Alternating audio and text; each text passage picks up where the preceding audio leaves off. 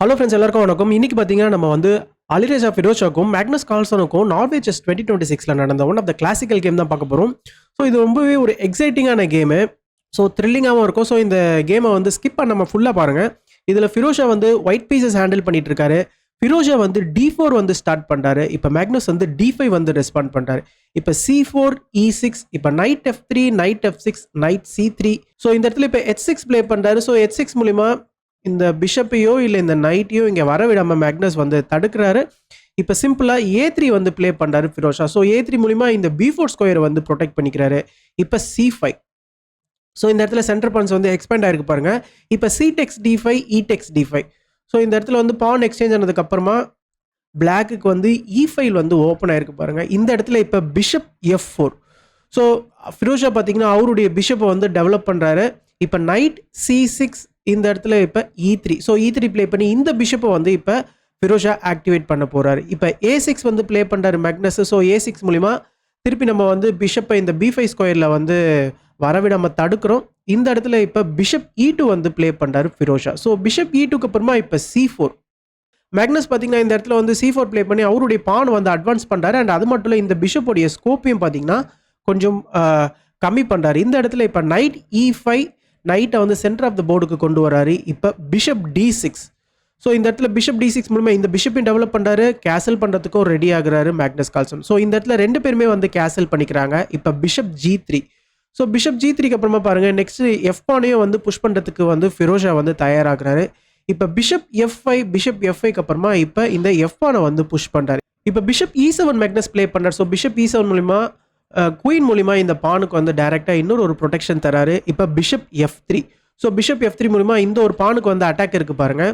So இந்த ஒரு D பான் பார்த்தீங்கன்னா பிளாக்குக்கு கொஞ்சம் வீக்கான மாதிரி இருக்கும். ஏன்னா இந்த டி பானுக்கு சப்போர்ட்டாக எந்த ஒரு பானுமே கிடையாது பிளாக்கு கிட்ட. இப்போ ரூக் C8. ஸோ ரூக்கை வந்து அலைன் பண்ணுறாரு. ஸோ ஃபிரோஷாவும் பார்த்தீங்கன்னா அவருடைய ரூக்கை C5ல அலைன் பண்ணுறாரு. இப்போ வந்து B5 வந்து ப்ளே பண்ணுறாரு. ஸோ மேக்னஸ் கால்சன் பார்த்தீங்கன்னா இந்த இடத்துல அவருடைய பான்ஸ்லாம் வந்து அட்வான்ஸ் பண்ணிட்டு இருக்காரு. இந்த இடத்துல இப்போ பிஷப் E1. ஸோ இந்த பிஷப் வந்து இப்போ எங்கே பெருசாக எதுவும் பண்ணலைன்னு சொல்லிட்டு பிஷப் வந்து E1லேயே போட்டுட்டாரு. ஸோ இந்த ஒரு டயக்னலில் வந்து பிஷப்பை ஆக்சஸ் பண்ணுறதுக்கு முயற்சி பண்ணுறாரு. இப்போ B4 ப்ளே பண்ணி இந்த நைட்டை வந்து அட்டாக் பண்ணுறாரு. இப்போ pawn takes pawn bishop takes pawn. So bishop takes பானுக்கு அப்புறமா பாருங்கள் இப்போ திரும்ப ஃபிரோஷா என்ன பண்ணுறாருன்னா அவருடைய இந்த பிஷப் எடுத்துகிட்டு போயிட்டு இந்த நைட்டை வந்து பின் பண்ணுறாரு. அண்ட் இந்த இடத்துல வந்து நைட் டெக்ஸ் D5 வந்து த்ரெட்டன் பண்ணுறாரு. இந்த நைட்டை வச்சு அவங்களால ரீகேப்சர் பண்ண முடியாது. ஏன்னா இந்த நைட்டுக்கு பின்னாடி குயின் இருக்கிறார். ஸோ இந்த ஒரு பானை கேப்சர் பண்ணுறதுக்காக த்ரெட்டன் பண்ணுறாரு.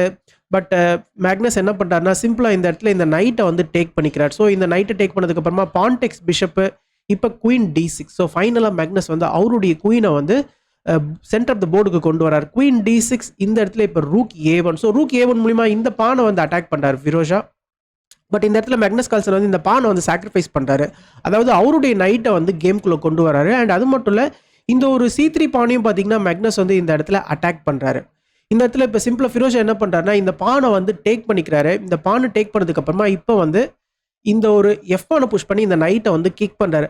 ஆக்சுவலாக இந்த இடத்துல நீங்கள் வந்து சப்போஸ் இந்த ஒரு பானை எடுக்கணும்னு நினச்சிங்கன்னு வச்சுக்கோங்களேன். இந்த இடத்துல சிம்பிளாக குயின் A1 வந்து ப்ளே பண்ணிக்கலாம். குயின் A1 ப்ளே பண்ணதுக்கப்புறமா திருப்பி நைட் வந்து ரிவர்ஸ்க்கு வருவார். ரிவர்ஸ்க்கு வந்ததுக்கப்புறமா இப்போ queen A4. So queen A4 மூலிமா பாருங்கள் இந்த நைட்டுக்கு ஏகப்பட்ட அட்டாக் இருக்குது பாருங்கள். அண்ட் இந்த ஒரு ரூக் வந்து இந்த நைட்டை பின் பண்ணிட்டு இருக்காரு. ஸோ இது பார்த்தீங்கன்னா ஆப்வியஸாக ஒயிட்டுக்கு வந்து ஒரு நல்ல அட்வான்டேஜை கொடுக்கும். ஸோ இந்த ஒரு ரீசன்னால் இந்த ஒரு நைட் டெக்ஸ் C3 மூவ் வந்து மேக்னஸ் வந்து ப்ளே பண்ணல. ஸோ இந்த இடத்துல மேக்னஸ் என்ன ப்ளே பண்ணுறாருன்னா அவருடைய F-பானை புஷ் பண்ணி இந்த நைட்டை வந்து கிக் பண்ணுறாரு. ஸோ இந்த இடத்துல ஃபிரோஷா என்ன பண்ணிக்கலான்னு பார்த்தீங்கன்னா ஆக்சுவலாக இது வந்து கேமில் நடக்கல. நைட் டெக்ஸ் நைட் வந்து ப்ளே பண்ணியிருக்கலாம். நைட் டெக்ஸ் நைட் ப்ளே பண்ணியிருந்தாலும் இப்போ ரூக் டெக்ஸ் நைட்டு, ரூக் டெக்ஸ் ரூக்கு, குயின் டெக்ஸ் ரூக்கு. இப்போ இந்த பானை புஷ் பண்ணி நம்ம இந்த பிஷப் வந்து அட்டாக் பண்ணுறோம். இப்போ இந்த பிஷப்பை வந்து பேக்வர்ட் கொண்டு வந்ததுக்கப்புறமா இப்போ பிஷப் E1 ப்ளே பண்ணிக்கலாம். ஸோ பிஷப் E1 மூலிமா இந்த C3 பானை நம்ம இப்போ சேஃப்கார்ட் பண்ணிக்கலாம். ஸோ இதுவும் பார்த்தீங்கன்னா ஈக்குவலாக தான் போகும். பட் இந்த ஒரு லைன் வந்து ஆக்சுவலாக கேமில் வந்து நடக்கல. ஆக்சுவலாக கேமில் என்ன நடந்துச்சுன்னு பார்த்தீங்கன்னா இந்த இடத்துல வந்து பிஷப் டெக்ஸ் நைட் வந்து ப்ளே பண்ணுறாரு ஃபிரோஷா. ஸோ பிஷப் டெக்ஸ் நைட்டுக்கு அப்புறமா பாருங்கள் இந்த இடத்துல திருப்பி bishop takes bishop, bishop takes பிஷப்க்கு அப்புறமா திருப்பி பார்த்தீங்கன்னா இந்த ஒரு பிஷப் வந்து சூப்பராக இந்த ஒரு கிங் சைடை நோக்கி பாஞ்சிட்டு இருக்காரு. இப்போ கேமில் என்ன நடக்குதுன்னு பார்த்தீங்கன்னா சிம்பிளாக நைட்டை வந்து பேக்வர்ட் கொண்டு வராரு. Night G4. இப்போ திருப்பி பார்த்தீங்கன்னா குயினை வந்து அலைன் பண்ணிக்கிறாரு மேக்னஸ் கால்சன். ஸோ குயினை அலைன் பண்ணதுக்கப்புறமா இப்போ நைட்டை வச்சு இந்த பிஷப்பை வந்து அட்டாக் பண்ணார். ஸோ இந்த இடத்துல மேக்னஸ் என்ன பண்ணுறாருன்னா சிம்பிளாக அவருடைய நைட்டை வந்து இந்த E7 ஸ்கொயருக்கு கொண்டு வந்துக்கிறாரு. இப்போ இந்த பிஷப்பை நீங்கள் டேக் பண்ணிட்டீங்கன்னு வச்சுக்கோங்களேன்.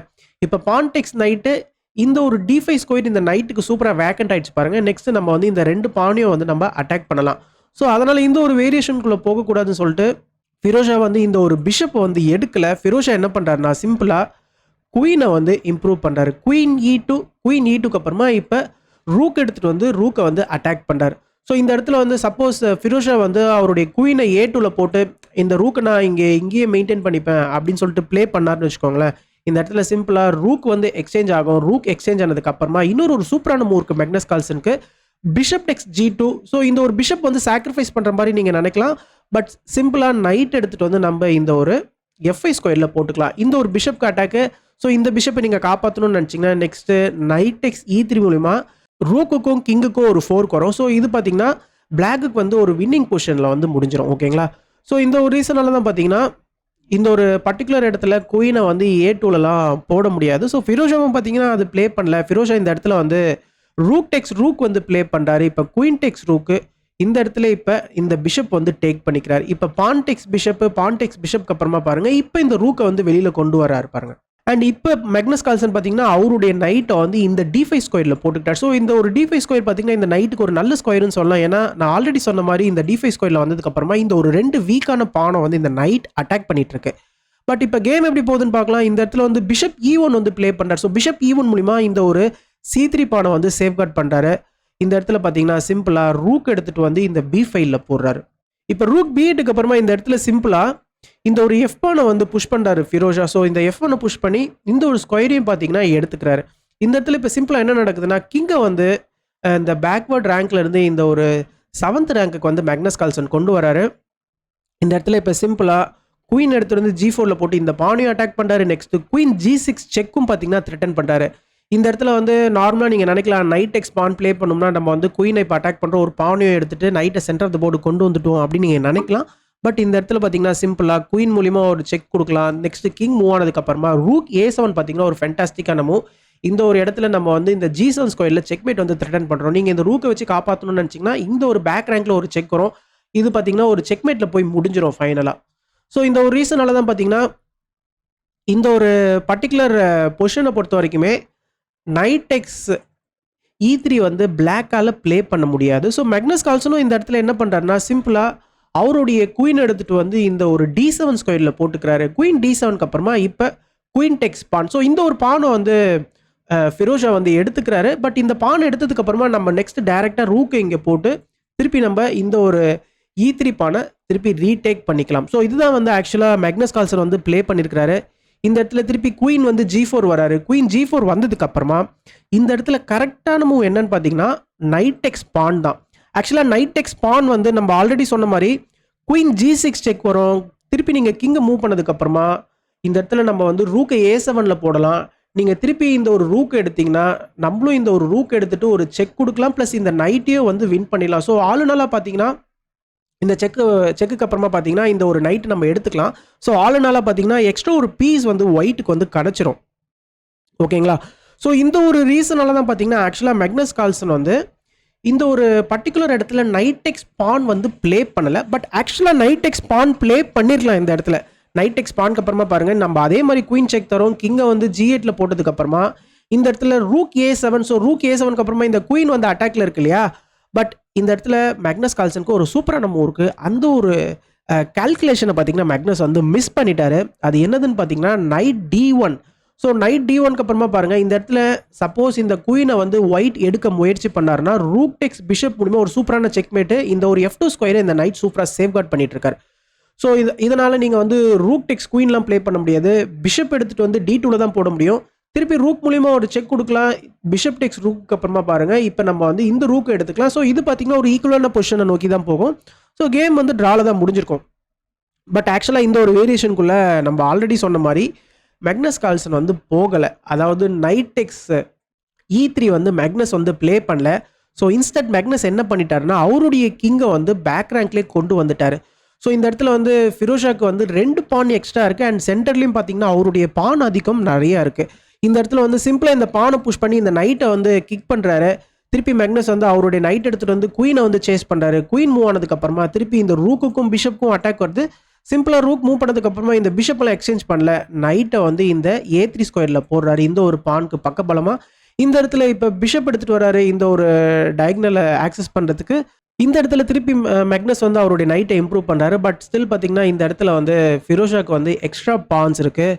ஸோ இந்த ஒரு பண்ண புஷ் பண்ணதுக்கப்புறமா மேக்னஸ் கால்சன் கேமே வந்து ரிசைன் பண்ணிட்டாரு.